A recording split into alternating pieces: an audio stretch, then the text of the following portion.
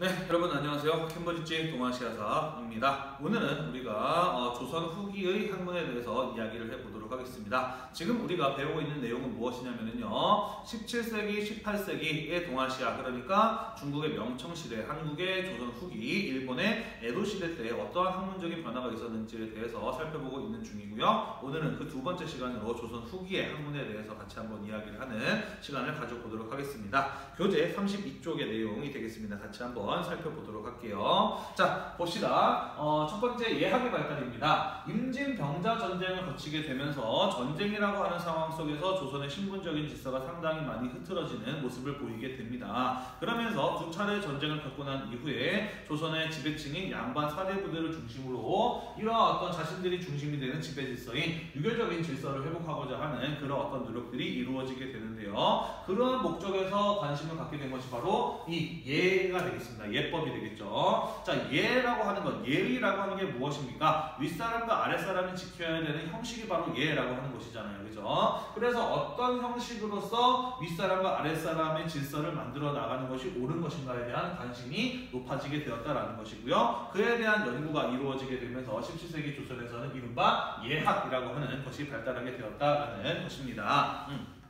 자, 그런데 이러한 어떤 예학이 발달하게 되다 보니 그와 관련된 예와 관련된 어떤 치열한 정치적인 논쟁과 또 이제 심각한 어떤 갈등 이런 것들이 벌어지기도 했는데요. 대표적인 사건이 바로 조선 후기에 있었던 예송 논쟁 같은 것의 예를 들어볼 수가 있겠습니다. 자, 선생님이 교재에는 전례 문제에 대한 논쟁이다라고 이야기를 했었는데요. 여기서 말하는 전례라고 하는 것은 제사를 뜻하는 것이거든요. 자, 뭐 안 쓰셔도 관계가 없습니다만 간단하게 예송 논쟁에 대해서 이야기를 하고 넘어가도록 할게요. 자, 병자호란을 겪었던 인조 다들 알고 있죠? 기억이 나시죠? 그죠? 자, 인조에게는 일단 첫 번째 부인이 있었습니다. 그게 바로 인열왕후라고 하는 사람이었는데 그 인열왕후와 인조 사이에서 우리가 알고 있는 소현세자라든지 복림대군 같은 아들들이 태어나게 됩니다. 그러다가 소현세자는 청나라의 인질로 갔다가 돌아오고 나서 사망을 하게 되면서 둘째 아들이었던 복림대군이 효종으로 왕위에 오르게 되죠. 자, 그런데 이 인열왕후가 죽게 됩니다. 사망을 하게 돼요. 인열왕후가 사망을 하게 되면서 그 인조는 재혼을 하게 돼요. 그러면서 장렬왕후, 이른바 조대비라고 하는 여성과 다시 한번 결혼을 하게 되는데요. 문제는 인조는 나이가 많았습니다만은 이 장렬왕후라고 하는 여성의 경우에는 결혼 정년기의 여성이었기 때문에 나이가 무척 어렸다라는 것이죠. 효종보다 무려 5살이나 어린 여자였어요.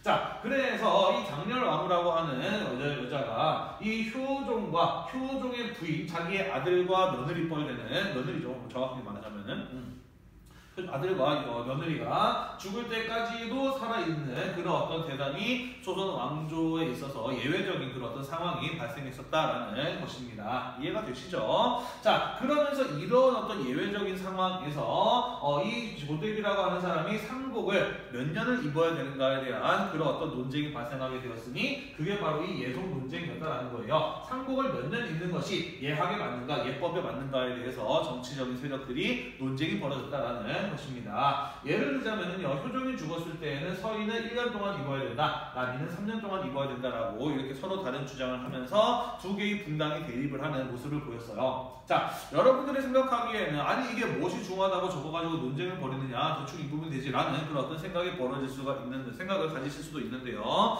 성리학인 국가인 조선에, 성리학 국가인 조선에서 그리고 예학이 강조되는 시기에 이것은 대단히 첨예한 심각한 어떤 문제였다, 논쟁거리였다라고 볼 수가 있습니다. 특히 이것은 당시의 정치적인 권력 관계하고도 깊은 관련을 가지고 있었어요. 자, 서인 쪽에서는요, 효종의 경우에는 원래 왕이 될 사람이 아니었기 때문에 사대부의 예법을 따라서 1년을 입어야 된다라고 주장을 했던 것이고요. 남인들의 경우에는 어쨌든 왕이기 때문에 왕의 예법에 따라 3년을 입어야 된다라고 주장을 했던 것인데요. 여기에는 어떤 의도가 담겨 있었느냐? 서인들은 당시 권력을 잡고 있었던 집권 분당이었어요. 그래서 왕권을 약화시키면서 자신들의 권력을 더 강화하고자 하는 그런 어떤 의도를 가지고 있었다라고 보실 수가 있고요. 반대로 권력에서부터 밀려 있었던 남인들의 경우에는 왕권을 강화함으로써 집권 분당이 서인을 견제하려는 그런 어떤 정치적인 목적을 가지고 있었다라고 볼 수가 있다라는 것이죠.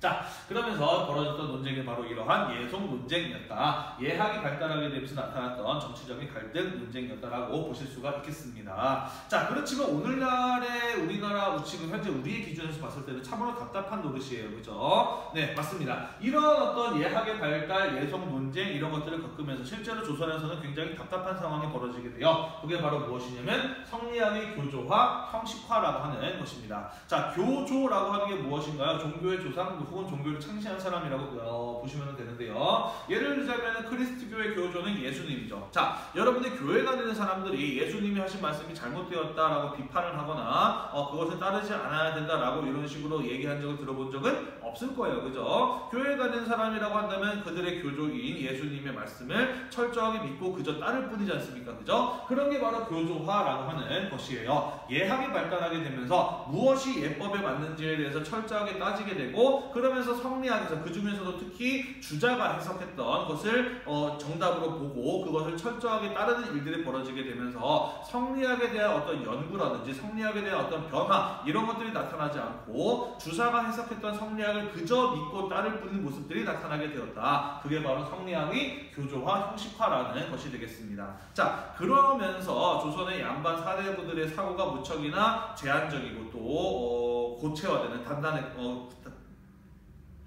유연하게 변화하지 못하고 단단해지는 그런 어떤 사고의 한계 이런 것들이 나타나게 되는 것이죠. 그러면서 이후에 서양 유럽에서 산업혁명 이후에 빠르게 기술과 문화, 사상 이런 것들이 변화해 나갈 때 조선의 지배층이 사대부들은 그런 것들을 받아들일 준비가 전혀 안 돼 있는 이런 어떤 한계적인 상황으로도 이어지게 된다라고 보실 수가 있겠습니다. 상당히 안타까운 그런 어떤 상황에서 서양 세력과의 접촉을 조선은 맞아들이게 되었다라고 볼 수가 있을 것 같습니다. 이해되시죠? 자, 이런 어떤 성리학의 교조와 형식화의 모습이 나타나게 됩니다. 그러면서 조선시대 때 나타났던 여러가지 사회적인 변화를 성리학이 설명하지 못하고 또 그로부터 비롯된 여러가지 문제들을 성리학이 해결해주지 못하게 되면서 그런 어떤 성리학으로부터 벗어나려는 움직임 또 성리학을 대신해서 새로운 어떤 사상을 찾으려는 움직임 이런 것들이 조선에서 나타나게 됩니다. 자, 그 중에 하나가 바로 이 양명학에 대한 연구라고 볼 수가 있어요. 자, 우리 예전에 배웠죠. 그죠? 명나라 때 왕수인, 왕양명이라고 하는 사람이 형식화된 성리학을 비판하면서 새롭게 학문을 창시하였으니 그게 바로 양명학이었다라는 거 배웠어요.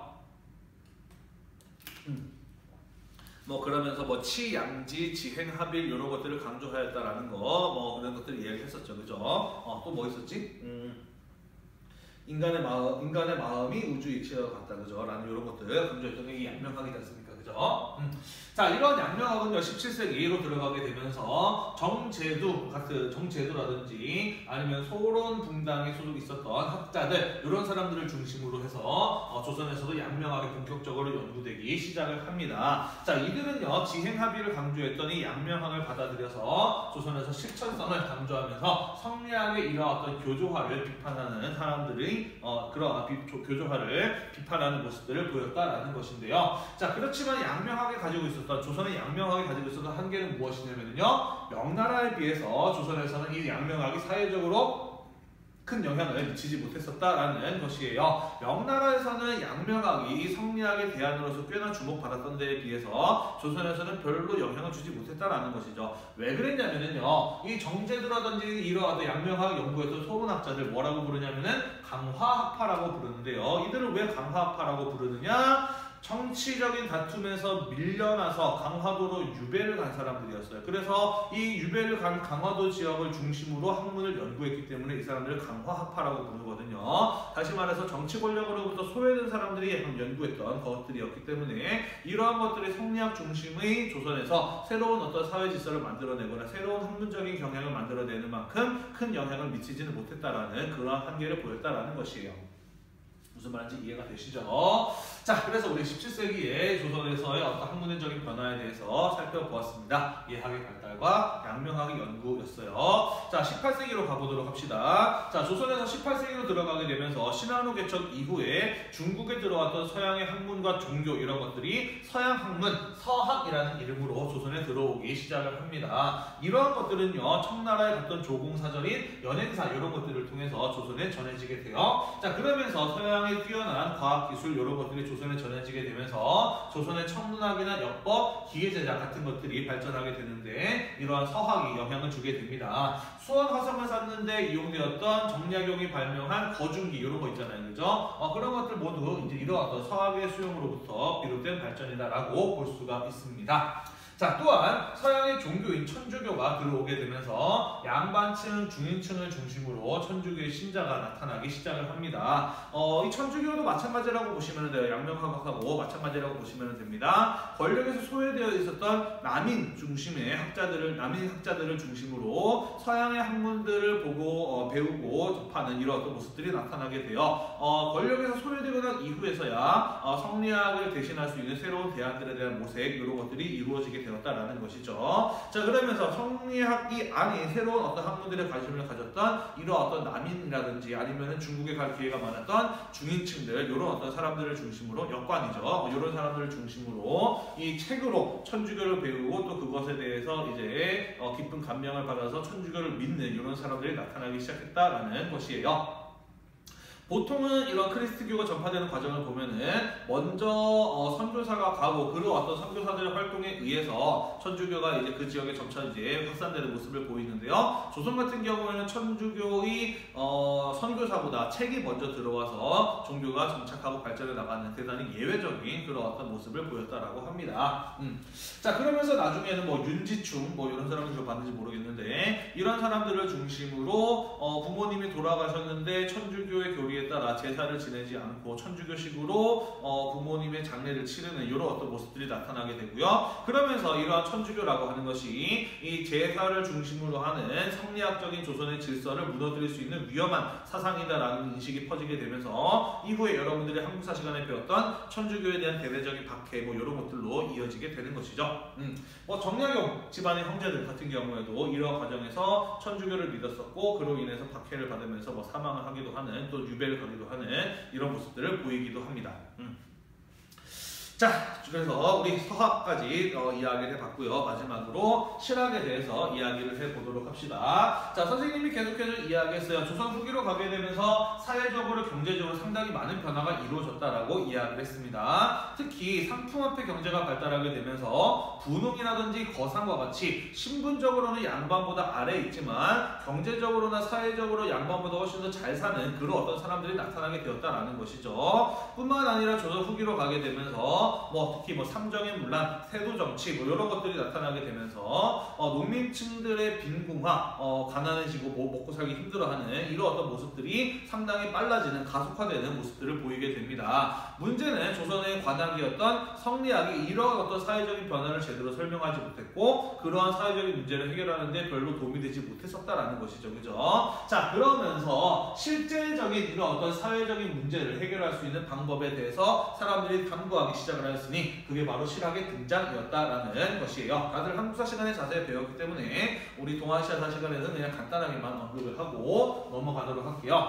자, 실학의 연구는 크게 두 가지의 방향으로 이루어졌다라고 볼 수가 있습니다. 하나는 농업 문제를 해결하려 했던 중농학파예요. 이 사람들은 토지제도라든지 부세, 세금제도죠, 균역제도 이런 것들에 대한 연구를 하면서 다양한 제도를 대안들을 제시했던 사람들이라고 볼 수가 있습니다. 특히 이 토지제도에 대한 문제 해결을 통해서 농촌사회의 안정을 되찾으려는 그런 어떤 노력들을 했던 사람들이라고 볼 수가 있고요. 여러분들 한국사 시간에 이런 이름들 들어봤을 거예요. 그죠? 유형원이라든지 이익이라든지 정약용 이런 사람들 들어봤죠. 그죠? 그러면서 균전론, 여전론, 정전제 이런 것들을 한국사 시간에 다들 언급을 했을 거예요. 그죠? 이런 사람들, 이런 어떤 학문적인 노력들이 바로 중농학파에 해당한다라고 보실 수가 있겠습니다.